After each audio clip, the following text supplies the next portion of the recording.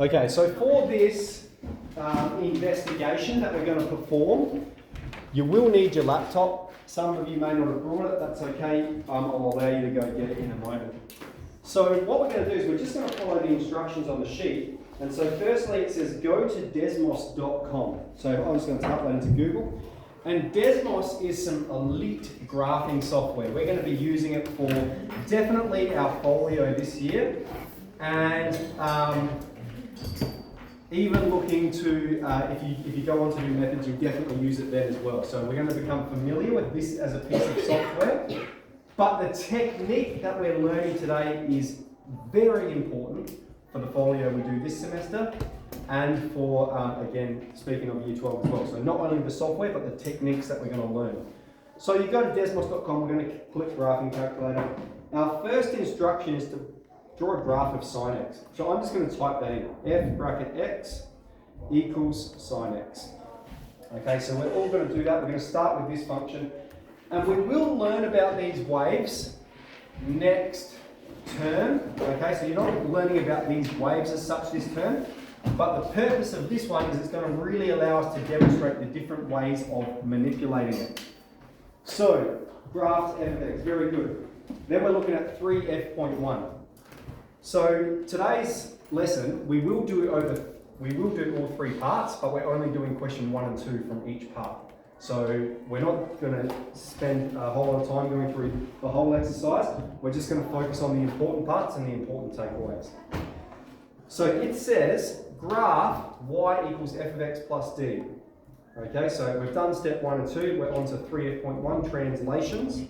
And we're going to graph y equals f of x plus d. So underneath this function, I'm going to type in y equals f of x plus d. All right? And it's going to pop up with this button here, add slider d. I'm going to click on it. Okay, and what this is going to do is this is going to allow you, where d is, I can adjust its value. And so we can look at that, and the question is, what do you observe by sliding the values for d in? All right, so we can look along the whole thing. Basically, we can see if d is positive, it's moving it up. The larger it gets, the more it's moving up. So I might just get some people to stop and just watch what I'm doing, because in a moment you'll be able to do it yourself. I just want to make sure no one's playing games or anything. All right, and then when d is negative, it's going below the x-axis.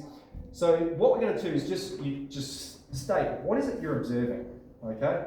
And then we're going to try and articulate it as clearly as possible. But let's look at this point here, okay? Here, x is 0, y is 0. It passes through the origin. And if I set d as, let's say, 2, try, there we go, 2, look at that. It's gone up 2 units.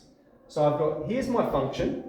And if I have the function plus d, where d is 2, it's shifted everything up 2 units.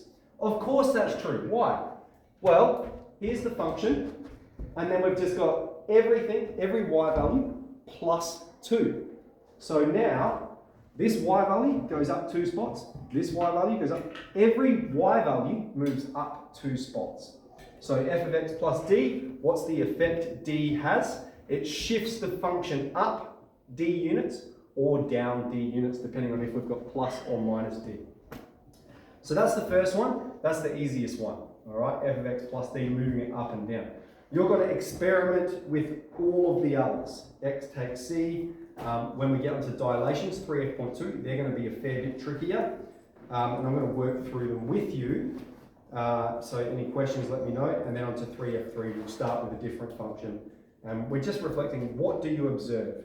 That's what we're going to do for the first part of the lesson. So I'll stop there. I'm going to hand over to you guys. Grab your laptops out, desmos.com, and let's get it started. G'day. Can we get something? Sure.